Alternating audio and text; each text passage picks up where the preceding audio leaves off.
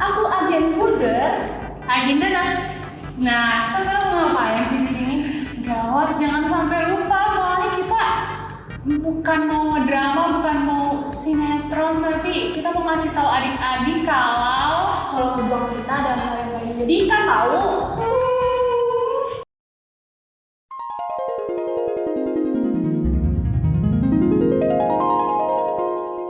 Joni, ayo makan. Ini mama bawain makanan kesukaan kamu, nasi padang loh. Ya mama, bentar aku pakai nasi dulu ya. Keburu telat nanti.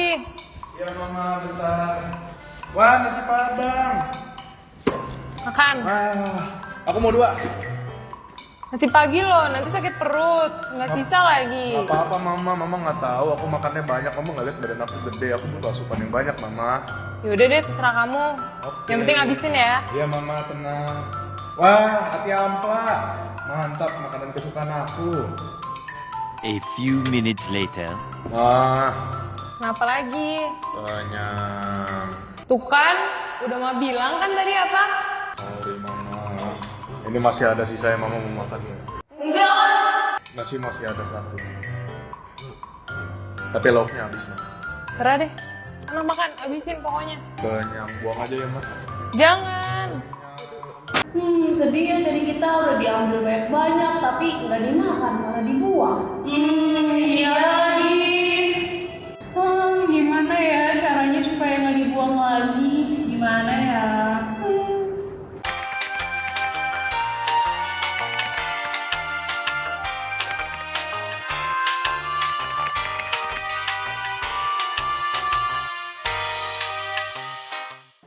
Halo adik-adik sekalian, perkenalkan nama saya Alfonso Harrison. Saya pengajar di program studi ilmu komunikasi Universitas Katolik Indonesia Atmajaya Jakarta. Saya juga sebagai salah satu expert volunteer dalam program Sociopreneur Indonesia. Dalam tim kami yang mengangkat tema kampanye adalah ambil secukupnya. Adik-adik sekalian, ada sebuah fakta yang mencengangkan mengenai fenomena limbah di Indonesia. Salah satunya adalah mengenai limbah makanan.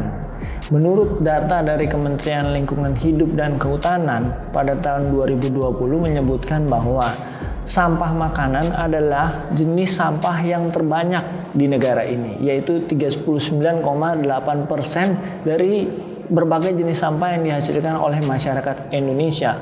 Padahal sekitar 8,34% penduduk Indonesia masih mengalami kekurangan pangan.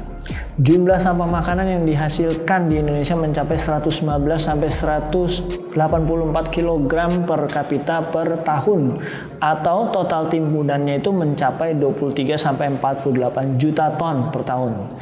Terbesar itu adalah sampah dari tanaman pangan termasuk padi-padian sebanyak 44%. Artinya lebih banyak sayur-sayuran yang terbuang daripada yang terkonsumsi.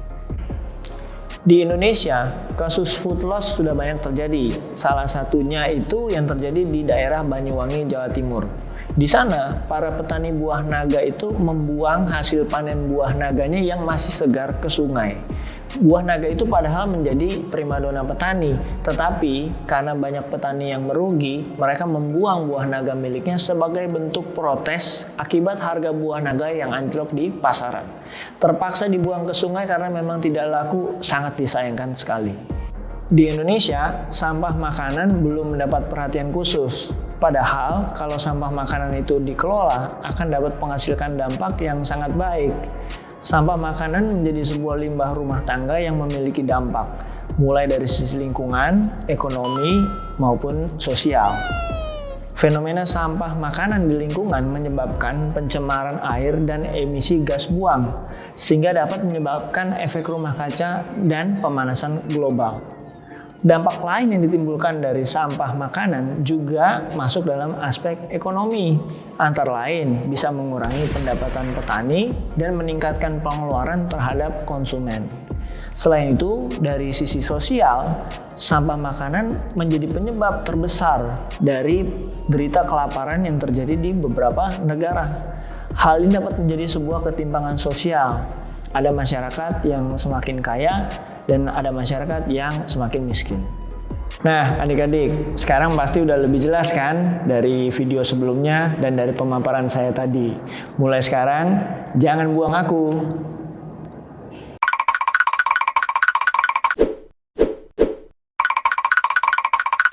Kalau kita ngomongin tentang sampah, pasti udah nggak asing lagi dengan sampah makanan atau food wastage. Menurut The Economist Intelligence Unit, Indonesia itu ternyata penyumbang sampah makanan terbesar kedua di dunia. Padahal, food wastage itu memberi dampak yang sangat berat terhadap kehidupan manusia.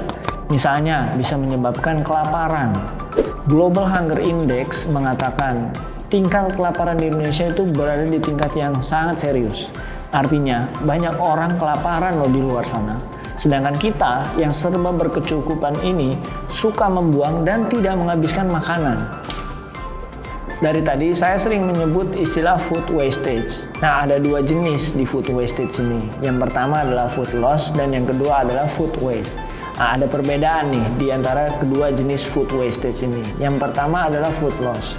Food loss adalah sampah makanan yang berasal dari bahan pangan seperti sayur-sayuran, buah-buahan, atau makanan lain yang masih mentah, namun sudah tidak bisa diolah lagi jadi makanan dan akhirnya dibuang begitu saja.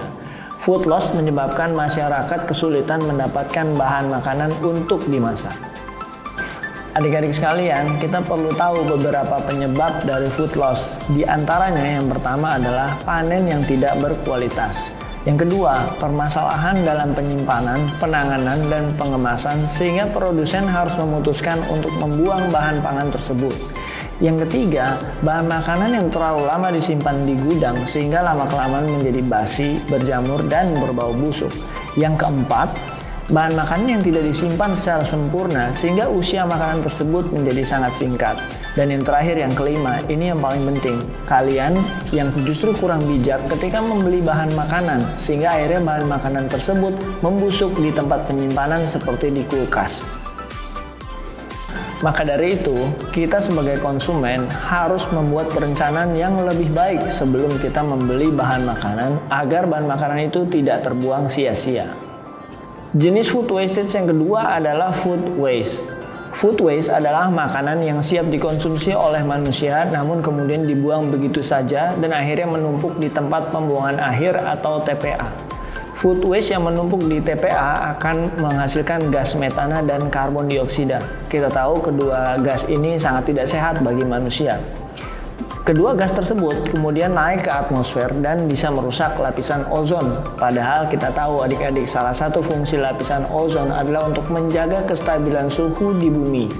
Apabila hal ini terjadi terus-menerus, maka akan terjadi pemanasan global. Adik-adik, beberapa penyebab dari food waste adalah yang pertama, kebiasaan buruk kita yang sering tidak menghabiskan makanan. Yang kedua, kebiasaan kita ketika mengambil makanan tidak sesuai dengan porsi makan kita. Yang ketiga, kita sering membeli atau memasak makanan yang justru nggak kita sukai. Dan yang keempat adalah kebiasaan buruk kita yang sering gengsi menghabiskan makanan di depan orang banyak karena takut dinilai rakus. Makanya teman-teman, jangan buang-buang makanan ya.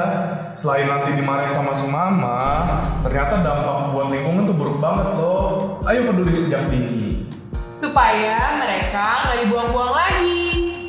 Yuk, mulai sekarang kita ambil